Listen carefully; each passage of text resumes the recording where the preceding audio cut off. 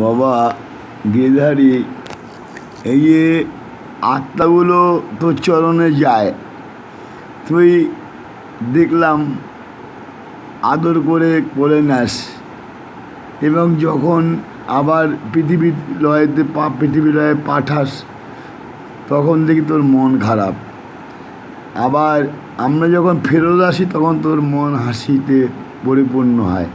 আমরা যখন এই জগৎ সংসার থেকে তোর চরণে আবার যাই, তখন তুই হাসিস।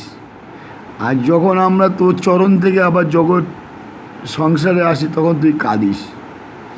তাহলে বাবা, ভালোবাসা ছাড়া পৃথিবীতে কী আছে? আমার তো কিছু মানে তুই মায়া ছাড়া কী আছে, প্রেম ছাড়া কী আছে? আমার তো বাবা এইটাই মাথায় ঢুকলো না আজ অবধি। তুই বলছি মায়ায় বসীভূত, মায়া ছাড়া কী আছে? আজকে যে তোকে ভালোবাসি, এইটাও তো একটা মায়া। আজকে যে শিবকে ভালোবাসি, এইটাও তো একটা মায়া। আজকে যে রাম বিষ্ণুকে ভালোবাসি, এইটাও তো একটা মায়া। তা মায়া ছাড়া কি? মায়ার মধ্যে যদি স্বার্থ জড়িত থাকে, তবে সেটা বলতে পারিস বেপরোয়া মায়া, তবে বলতে পারিস। স্বার্থ যদি যুক্ত থাকে, এখানে তো আমার বাবাকে আমি চাইতেই পারি, আমার ভগবানকে আমি চাইতেই পারি, আমার মাকে আমি চাইতেই পারি। এইটা তো কোনো মানে মানে না, হ্যাঁ, মায়ায় বশীভূত না।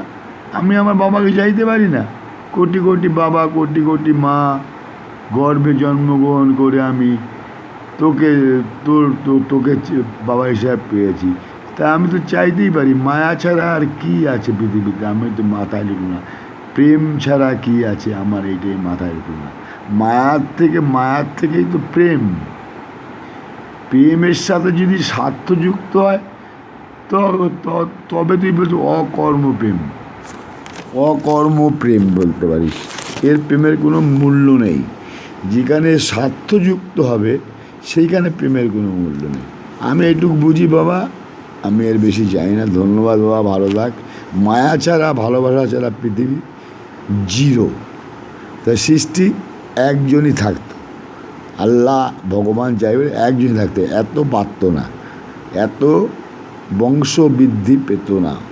ভালোবাসার দ্বারাই, প্রেম দ্বারাই আমরা এসেছি এই ভূমিতে। ধন্যবাদ বাবা, ভালো।